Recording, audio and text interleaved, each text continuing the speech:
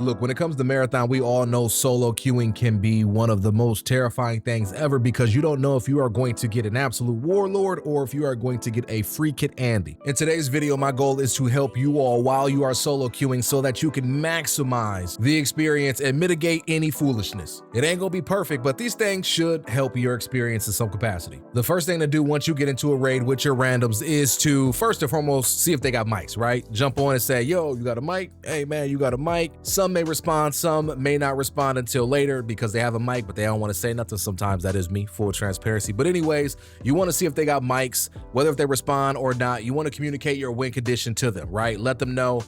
If they got a mic, respond and say, cool, awesome. I want to let y'all know that I'm here just to throw hands, or I want to get my mission done, or I'm here to help you out, or I'm here to collect this item, that item. So I need to go here, I need to go there, whatever. Make sure you put that on display. But with that being said, I need you to remain flexible, right? Sometimes you have to feed before you eat, if that makes any sense. Meaning sometimes you play with some randoms that will not help you whatsoever until they get done what they need to get done. So ultimately read the room. See if that individual is objective focused, if they are loot focused, if they're fighting focused.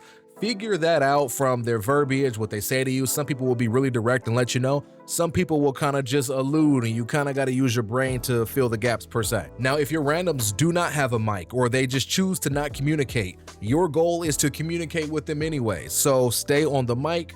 Use the text chat if you are on PC. I don't really know if you're on console if you can use the type chat.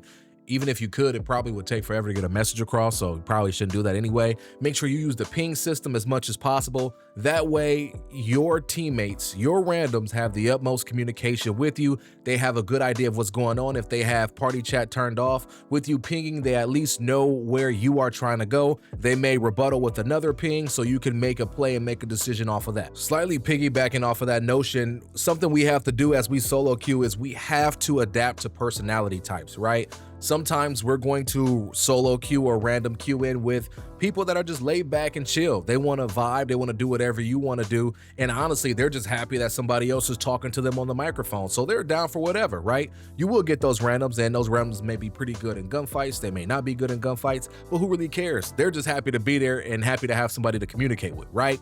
On the other hand, you may get some randoms that end up being a little bit more toxic or a little bit more, what's the best term? Yeah, just a little bit more toxic, annoying, whatever the case may be, right? And you have to kind of adapt to that individual, you know, still communicate your points. You may have to bend the knee to what they want to do a little bit, but then by you doing that, they will be more than willing to reciprocate. Well, maybe I shouldn't say more than willing, but they will be more willing to reciprocate that to you, right? Even if they are a little bit of a booty hole, if you help them get this item or you help them take out a squad or two because that's what they wanted to do and they wanted to get some good loot, they may be more than willing to, not more than, I gotta stop saying that. They may be more willing to help you get done whatever it is you need to get done, you know? When it comes to the toxic and annoying people, we gotta just kill them with kindness, and it may suck in the moment, but looking back at it, it makes you feel better because you are the bigger individual by just, you know, adapting to that nougat head. Now, throughout this process, your randoms will drift a little bit, right? There have been very few situations where I did not have at least one random teammate that started to drift, right? I would let them know where I'm trying to go. They may get on mic to confirm. They may confirm via ping, whatever the case may be. But then you'll have that random that's straggling because they find some loot. Next thing you know, they're 200 meters away. It is your job to keep them in alignment, right? You have to herd the cattle, for lack of a better term. So whether if you spam ping a little bit, whether if you jump back on the mic and say, yo, orange, or whatever color they are, hey, you okay? Everything good there, right? They may jump on the mic and say, oh yeah, I see some loot over here that I'm trying to get. In that moment, it is your job to kind of close the gap. Sometimes you have to retreat a little bit because you all are stronger together than you are separate. Because what could happen is while random that drifted away is of course away getting loot, somebody may hear him, they may put him down, and now you are in a handicap for the rest of the raid. So it's better to be together than it is to be separate. Once random is done looting, you all can cohesively move to the POI you are trying to go go to, you know? So making sure you manage drifters is going to be really, really important. Kind of sidebarring off of that point though, you also have to give your randoms grace, and you have to temper, is it temper? Or a better word to use would be to calibrate. You have to calibrate your expectations, and it is better to assume that your randoms are not good at all than to assume they are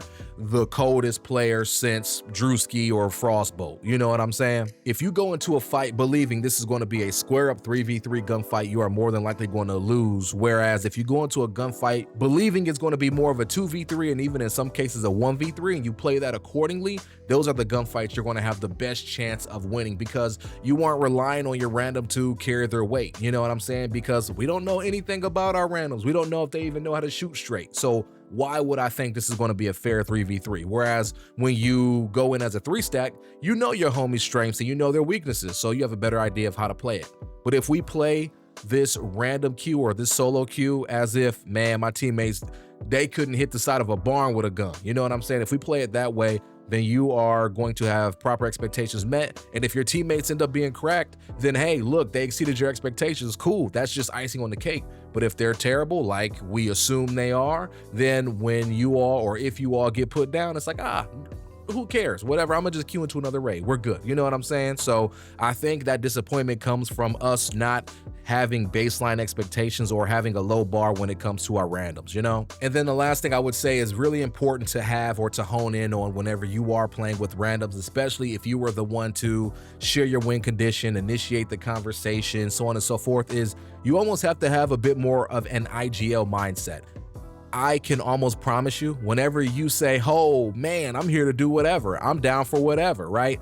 Those 3 words, down for whatever, that will turn your run into absolutely nothing, and you all will probably get put down, or you'll just get nothing accomplished in the run. You would have wasted 25 to 30 minutes because, again, you didn't establish the win condition, you guys had no direction, etc. So I would encourage you to be the IGL, and yes, it forces you to have to be a bit more present. So if you're looking to wind down after a long day of work and using your brain, I'm sorry, this is not going to be cohesive with that notion, but it's something that needs to be done if you are looking to make progress here in Marathon, if you're looking to win most of your gunfights in Marathon, if you're looking to successfully exfil in Marathon, you have to become more of the IGL and just hope and pray that there's somebody else on your team that is willing to kind of take that like co-IGL role with you, right? Meaning there's somebody that shared their win condition and they have input in regard to where you all are rotating to and when it's time to exfil, so on and so forth. You will run into those people periodically, and it's nice when you do. It's like, man, I'm glad somebody else is here to make decisions too. But for the most part, assume that you are not queuing with anybody like that and you have to take the reins, right? So if you want to help out your teammates with their mission, communicate that. Say, hey man, look, I'm just here to help you all out. I see your mission is to go here and to pick up this item and to successfully exfil. Let's go there. Let's do it, right? We may get into a gunfight, and honestly, I do want to throw hands a little bit. So if we get into a gunfight, I'm gonna take it.